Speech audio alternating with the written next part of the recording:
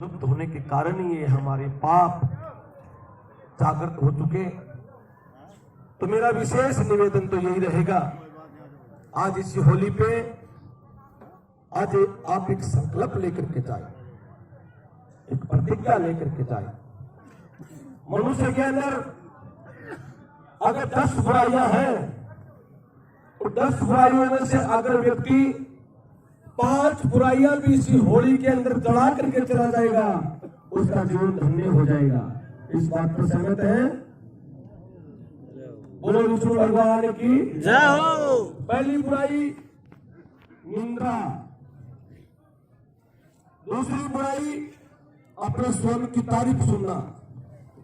बहुत लोगों की आदत होती है वो खुद की महिमा सुनकर के बड़े खुश होते हैं, और जब दूसरा आपकी महिमा गाने के लिए आता है, हमेशा ऐसे व्यक्ति से सतर्क रहना। और तीसरी बुराई पर निंदा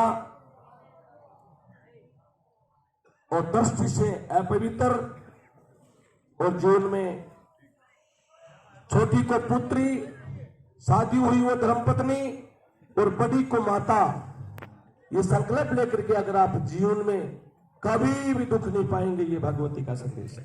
जय हो। आज एक वो शादी का जो आपको सांग दिखाया था, इसका उद्देश्य क्या था?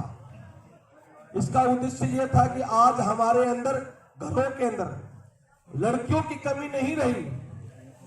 लड़कियां तो हैं, और है जब भी नवरात्रों के अंदर आप लोग कन्याओं को भोजन करवाते हो, लेकिन कन्या को नवरात्रों में भोजन तो करवाते हो, कन्या चाहिए लेकिन खुद के घर में पैदा न हो, दूसरे के हो, ऐसा नहीं।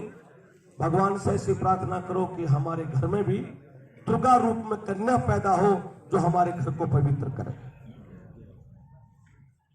एक संदेश और है विशेष, आप आवाज कर रहे हो, क्या हुआ भाई? देखो ऐसा है, भीड़ है, कोई बात नहीं। ये धीरे धीरे धीरे धीरे ये कोरोना के बाद में हार्ट अटैक जैसी बीमारियां, कैंसर जैसी बीमारियां बड़ी तेजी से फैल रही हैं। और ये जो आप ये होली की झड़ देखेंगे ना, और वो बैठ करके वो सुमरण करेंगे, ओम नमो भगवते वासुदेवाय, तो ये बैठ के करना पड़ेगा, खड़े रहने से नहीं। तो ये और छत पर जो खड़े हैं ना छोटे छोटे बच्चों को लिए, बैठ जाइए कृपा।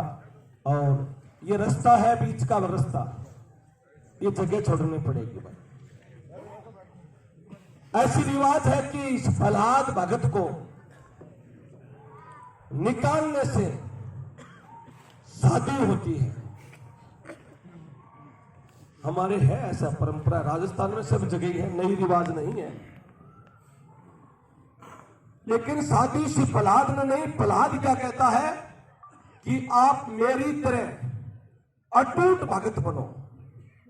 प्रहलाद के पिता दुराचारी थे, हिरण्यकश्यप, लेकिन प्रहलाद ने कभी अपने पिता की आज्ञा का उल्लंघन नहीं किया, और पिता को हमेशा पिताजी कह करके फरमाए। अंत में पिता ने इतना भी उत्पात मचाया, प्रहलाद को मारने के लिए नाना प्रकार के जतन किए, लेकिन प्रहलाद तो सुबह उठ करके हमेशा अपने पिताजी से प्रणाम करता था। ये सीखना भी है। शादी तो आपको चाहिए, दारू पी के बेकार हो रहे और प्रहलाद पाड़ने से थोड़ी शादी हो। इसका अर्थ है इस जैसे बनो, प्रहलाद जैसे बनो। संसार में ऐसे कई पुत्र हुए हैं जिनको माता पिता परेशान करने से भगवान के दर्शन हुए, जैसे ध्रुव भगत।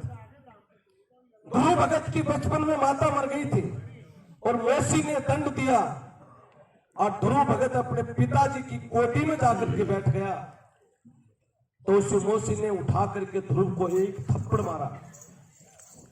कारण क्या था?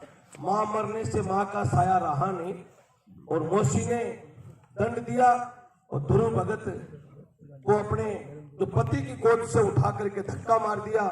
ध्रुव गेट के बाहर जाकर के रोने लगा।